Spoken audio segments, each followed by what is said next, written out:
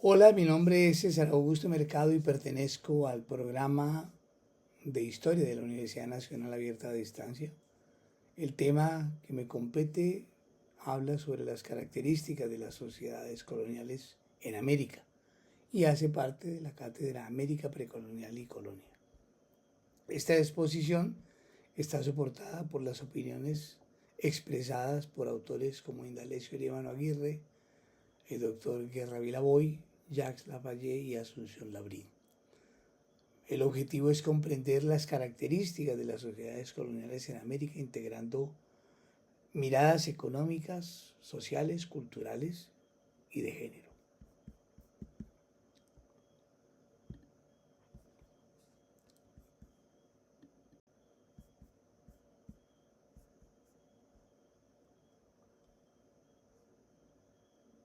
Al analizar el funcionamiento de las sociedades coloniales en América,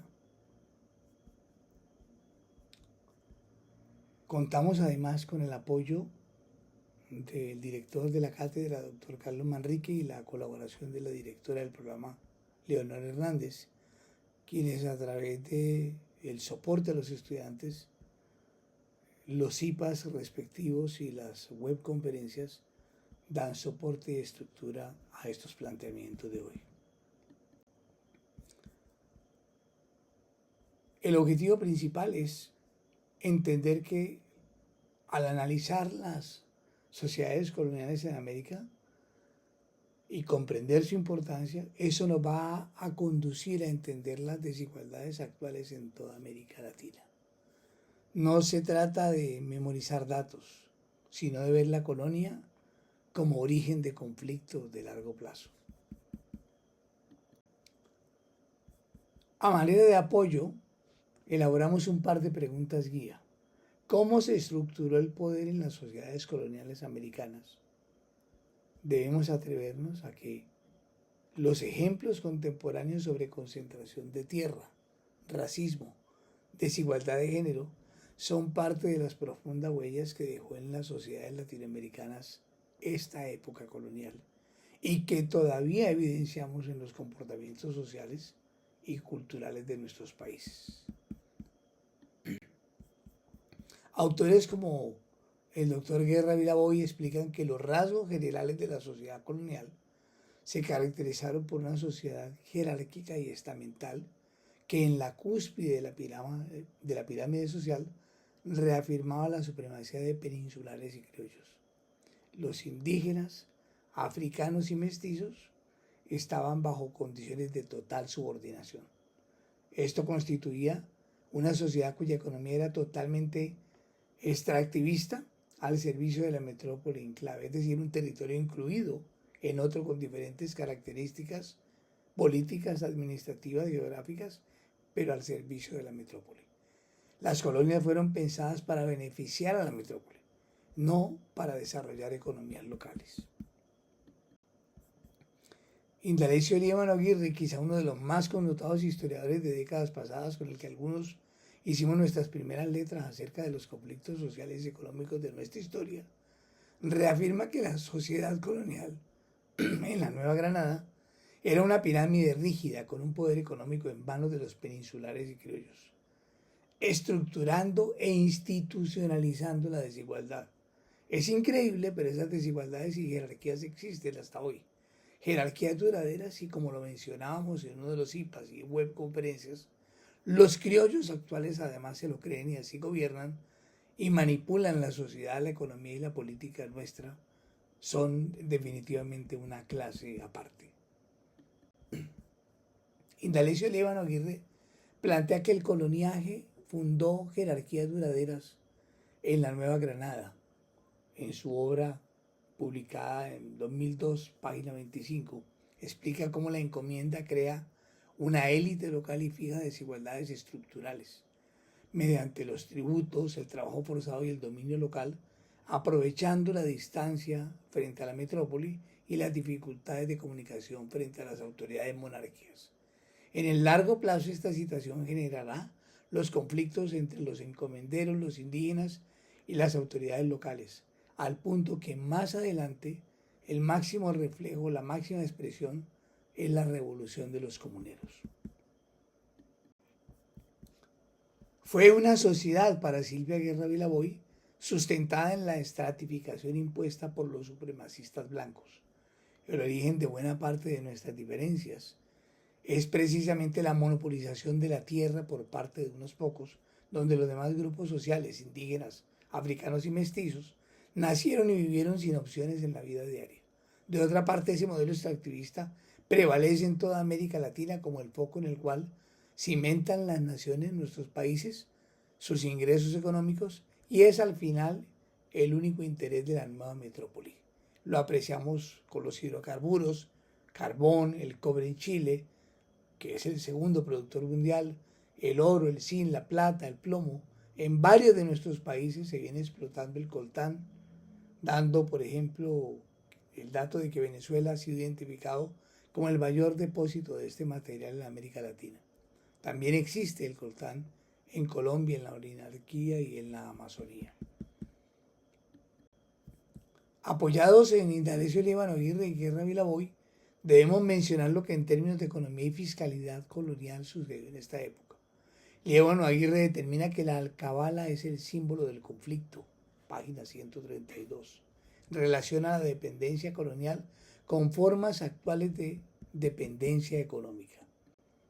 Todo está complementado, como lo argumenta Jacques Lafayette, en el rol de la Iglesia. La Iglesia constituyó la columna vertebral del orden colonial. Su obra de 1990, página 244. Además de continuar ganándose almas para la Iglesia, enarbola la bandera del control educativo y asume de manera jerárquica el papel formador en colegios, universidades, pero además maneja la censura. La Iglesia Católica se enmarca como el pilar ideológico del sistema, al tiempo que actúa como canal de transmisión cultural, no solo evangelizando, sino estableciendo normas morales y sociales para legitimar la dominación.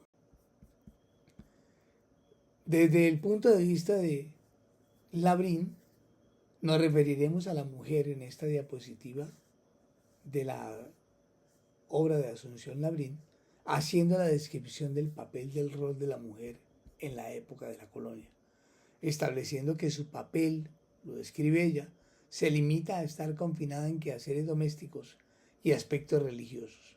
La mujer colonial fue educada para la obediencia y el recogimiento.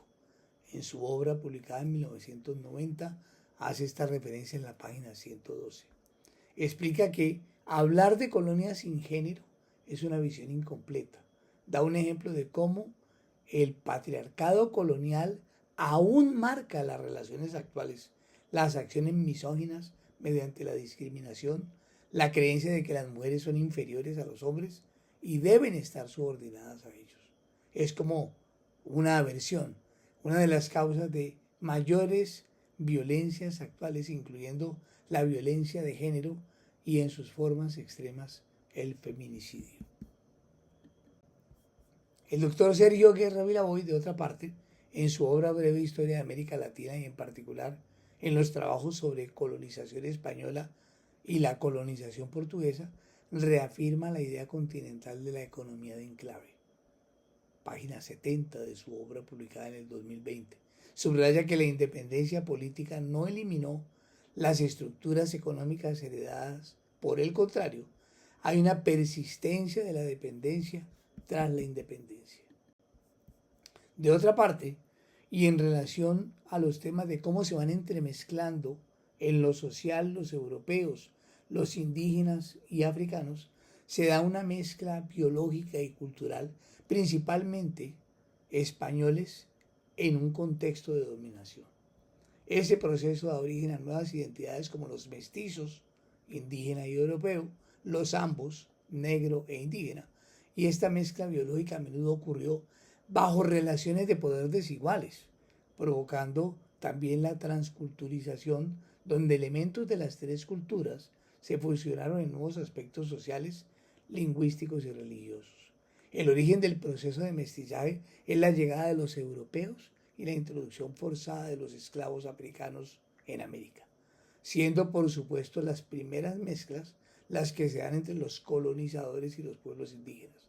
Hubo también una fusión de culturas, no solo el mestizaje fue biológico, sino una mezcla de tradiciones culturales que enriquecieron el continente, el lenguaje, la religión, la música, la danza. Reunamos las piezas para que vamos llegando a conclusiones. Líbano Aguirre habla del conflicto social, Guerra Vilaboy habla de la estructura continental, Jacques Lafayette, cultura e iglesia, y Asunción Labrín habla del género. Muestra cómo cada uno va iluminando un aspecto del mismo sistema colonial. ¿Cuál es la vigencia del legado colonial? Debemos preguntarnos. Todo está conectado.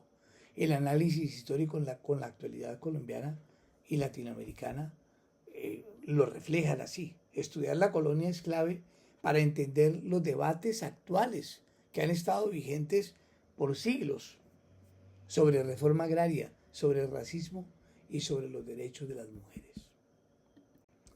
Como conclusiones, fueron las sociedades coloniales unas sociedades complejas, desiguales y por lo mismo conflictivas. La colonia es más que el relato heroico, es comprender nuestra propia identidad. Todos los historiadores objeto de este análisis concluyen que fuimos y seguimos siendo sociedades complejas donde esta dominación europea se manifestó de maneras múltiples.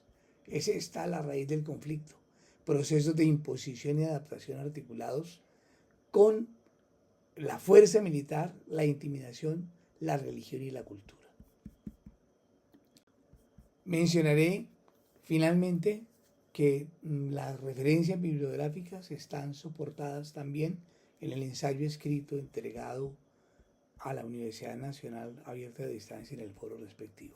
Recomiendo de manera especial para todos los que me escuchan y los colegas y condiscípulos la lectura directa de la obra del doctor Indalecio Líbano Aguirre para seguir profundizando en la historia colombiana. Muchas gracias por